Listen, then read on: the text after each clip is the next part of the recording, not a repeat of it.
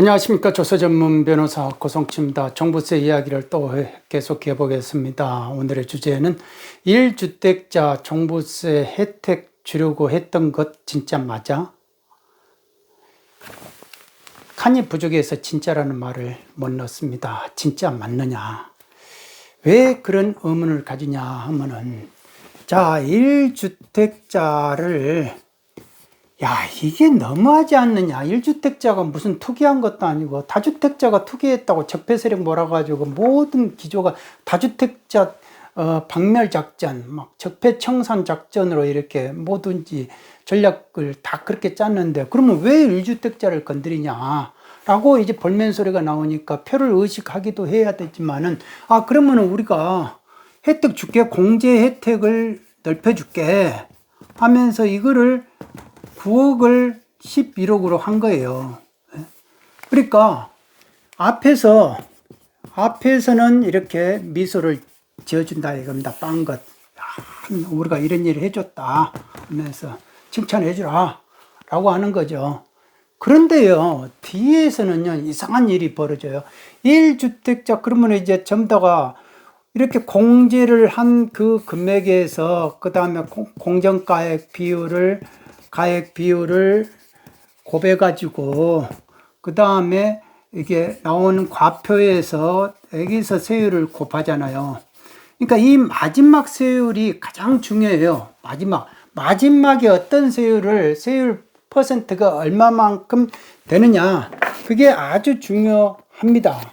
그런데 이 세율을 1주택자를 공제 혜택을 준 이유가, 1주택자가 너무 불쌍해서 너무 짠하다 해서 공제 혜택을 주니까 우리 보고 우리 일 잘했지 하면서 우리 욕하지 마. 우리 이렇게 1주택자 다 사정을 알고 있어. 불쌍하다, 억울하다는 부분을 당신들 투기한 게 아니야. 해놓고 나서 세율을 올려버린 거예요. 세율을 0.1에서 0.3까지 올렸다 이겁니다. 왜 올렸냐 이거예요. 그러면은 말이 틀리잖아요. 이거를 공제를 11억으로 더 올려도 세율을 높여버렸기 때문에 세금이 더 나온다라는 겁니다. 그러니까 앞에서는 미소 씩 웃고 뒤에서는 뒤통수 쳐버리는 겁니다. 그러니까 이 종부세법을 만든 사람들, 이거 종부세 거두려고 하는 그 사람들의 저희가 도대체 뭐냐? 진짜 저희가 뭐냐? 그 저희가 진짜 뭐냐 이거죠. 의문을 안 가질 수 없다라는 겁니다. 그리고 이 종부세법이 악법 중에 악법이다라는 푸념이 나오잖아요. 불만이 나오고 곡소리가 나온다 이거. 그 이유가 다 있다 이겁니다. 자, 우리가 일단은 명확성이 해야 돼요. 우리가 조세법률주의는 일단은 명확해야 된다. 그 다음에 비례 원칙에 맞아야 된다. 비례 원칙에 맞아야 되고, 그 다음 평등 원칙에 맞아야 된다. 이게 조세법률주의다 이겁니다. 그런데 명확성에도 안 맞고 비례에도 안 맞고 평등 원칙에도 안 맞는다라는 겁니다. 그래서 그거를 해보면요, 왜 1주택자가 그러면 상속주택을 상속 소수지분을 가지고 있는데, 이게 왜 이 소수지분, 양도소 소득세법에서는 소수지분의 경우에는 주택에서 봐주지 않는데 왜 종부세법에서는 이거를 주택으로 봐야 되느냐?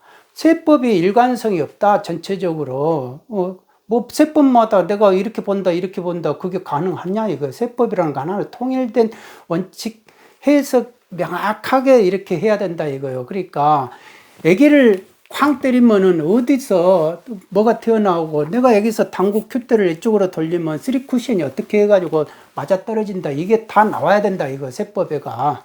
근데 어리버리하게 그걸 모르니까 어리버리하게 일단 만들어 놓고 전부 다 해석의 여지를 만들어 놔버렸다 이겁니다. 그러니까 이게 명확하지를 못하니까 또 이걸 가지고 입법부가 어리버리하게 만들면 행정부는 똑똑해가지고 그러면 그거를 제대로 해야 되는데, 이 상속 지분이 20% 이하 막 이런 거를 가지고 20% 이하다 이런 거 저번에 말씀드린 것처럼 이거를 상속 비율로 만들어 버렸잖아요. 상속 비율로 해가지고 소유 지분 비율이 20% 이하라고 규정이 되어 있는데 해석은 본인들이 상속 비율 20% 이하다 뭐 이런 식으로 본인들이 기재부가 이제 그렇게 해버렸다 이거 아닙니까? 회속도 그러니까 회속을 어이없이 해버리잖아요. 그러니까 뭐든지 지금 명확하지 않다라는 겁니다. 그리고 비례 원칙을 이렇게 보면요, 우리가 이게 참 계산을 한번 해봤어요. 자, 서울 아파트 값이 보통 13억이지 않습니까? 평균이. 근데 이걸 공시가격 13억짜리로 이렇게 계산을 해봤다 이겁니다. 13억이고 1주택자다. 그리고 서울 조정지역이고 이렇게 해서, 그리고 이게 70세고 그 다음에 15년 보유했다 라는 전제 하에서 계산을 해보니까요, 세율이 0.6% 나와요. 0.6%를 나오고, 그 다음에 공제는 80% 공제가 돼요. 공제가 되고, 그래서 계산을 해보니까 16만 4,160원이 나와요. 16만 4,160원이 나오더라 이거죠. 국세청 홈택스 계산기에 넣어보면은 간이세 계산을 해봤습니다. 그런데 여기에다가 이게 서울의 공시가격이 있는데 지방에 시골에 상속 지분을 받았어요. 소수 지분인데 이게 200분의 1이다 이거예요. 200분의 1 소수 지분. 이거 10만 원짜리 밖에 안 된다. 가치가 10만 원짜리 밖에 안 돼 가지고 이게 재산세는 안 나와요. 재산세는 과표에 안 잡힌다 이거예요. 그런다고 해가지고 재산세 과세 대상이 아닌 거는 아니다 이겁니다. 재산세 과세 대상인데 너무 미미해서 재산세가 안 나올 뿐이에요. 그런다 해가지고 종부세에서 주택 아닌 걸로 예외해 주는 거 없다. 제가 말씀드렸잖아요. 예외가 없다. 피도 눈물도 없다. 라고 이렇게 말씀했잖아요. 그래서 이게 공시가격이 13억 10만 원이 돼요. 공시가격. 이거를 공시가격을 13억 10만 원이 되면은요, 이게 계산을 해보면요 1.2%가 잡혀요. 1.2%가 세율이 1.2%가 잡히고 공제는 0%가 되죠. 그러다 보니까 462만 원이 나와요.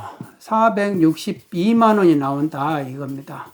그러면 우리가 이렇게 보시면은 16만 하던 것이 462만 원을 내야 돼요.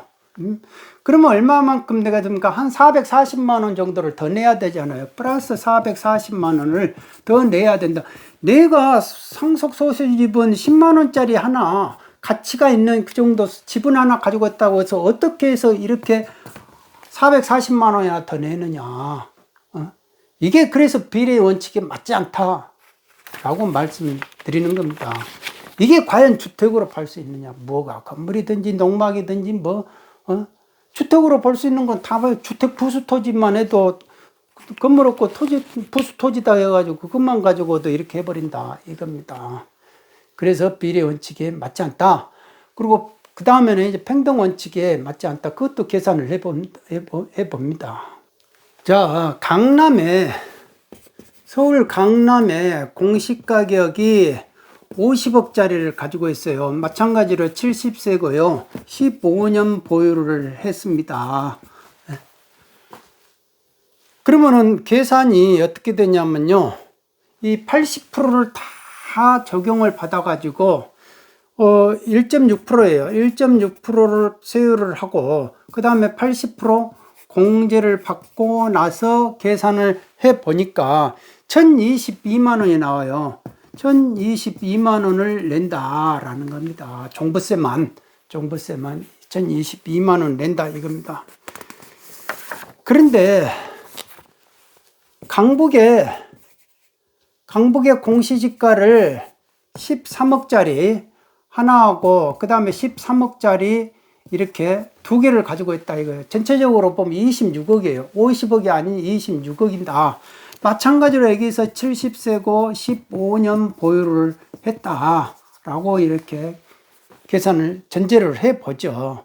그런데요, 그러면은 여기서 세율은 이게 2주택자가 되버리는 거예요. 2주택자가 되면은 몇 프로가 되냐면요, 3.6%가 됩니다. 3.6%가 되고요. 그 다음에 공제는 0%예요. 0%가 공제가 되기 때문에 종부세 세액이 5,130만 원이 나와요. 5,130만 원이 나온다 라는 겁니다. 그러면 생각을 해 보시죠. 50억짜리 가진 사람이 더 부자입니까? 이분이 13억, 26억 가지고 있는 사람이 더 부자입니까? 결론적으로. 근데 50억 가진 분은 1,022만 원이 나오고 26억 가진 사람은 5,130만 원이 나온다라는 겁니다. 그러니까 종부세법에 도대체 이렇게 만든 저희가 뭐냐 이거예요. 저희가 아무리 다주택자 그냥 뭐 미워 죽겠다 하지만은 실상 미운 것보다도 이렇게 만들어 다주택자를 자꾸 올가매가지고 울타리 안으로 이렇게 집어넣어가지고 울타리 만들어가지고 빠져나오지 못하게 양도세 높여가지고 거기다가 종부세 올가미 던져가지고 착 끌어내잖아요. 전체적인 그 전략이 드러난다 이겁니다. 왜 그렇게 하는지, 왜 이렇게 하는지. 그 저희가 의문스럽다라는 겁니다. 그러니까 이 종부세가 지금 이런 식으로 문제가 많다라는 거를 실제 사례를 보면 이렇게 명확해집니다. 자, 종부세가 연이다고 위헌 뭐 이렇게 소송하자고 이렇게 하잖아요. 집단으로 단체로 하자. 근데요, 지금 규정화가 돼 있는 것이 있고 규정화가 돼 있어가지고 이 규정대로 한 거다 이거예요. 규정화 돼가지고 규정대로 한 건데 이게 억울하다 이거 아니에요. 황당하다. 그런데 예외가 없다는 거예요. 예외가 없으니까 인정을 좀 봐주고 사정 좀 봐달라라는 식의 업소밖에 안 된다 이거죠. 내가 무슨 권리가 생기는 것이 아니에요. 그러니까 이거를 불복을 통해 가지고 결국은 소송으로 가서 여기서 위헌법률 제청을 하자라는 식의 이제 제청을 하자는 전략이에요. 위헌법률 제청을 하면은 이게 왜 위헌이 되는지, 위헌이 왜 되느냐라는 거를 알아야죠. 예전에 이미 종부세 제도 자체가 합헌이라고 나와 있어요. 그러면 그거를 벗어나가지고 더 추가할 수 있는 것이 뭐가 있느냐? 위헌 여부를 먼저 전제로 해서 이 전략을 짜야 된다라는 겁니다. 위헌 전략이 안 나오는데 조세불복 이렇게 계속 하다 보면은 하세월에 언제 되겠느냐 이거예요. 그러니까 두 번째는 헌법재판소로 가가지고 헌법재판소로 가가지고 막바로 헌법소원을 하는 것이다. 그러니까 노무현 정권 때 그때 위헌 결정 난 건 헌법소원으로 간 거예요. 근데 지금 나머지는 다 규정화가 됐는데 이 상속 비율로 20% 이하로 보고 이게 이제 이거는 주택수에서 안 빠진다. 중과해 해가지고 중과세율 적용한 이 경우는요, 규정해가 없어요.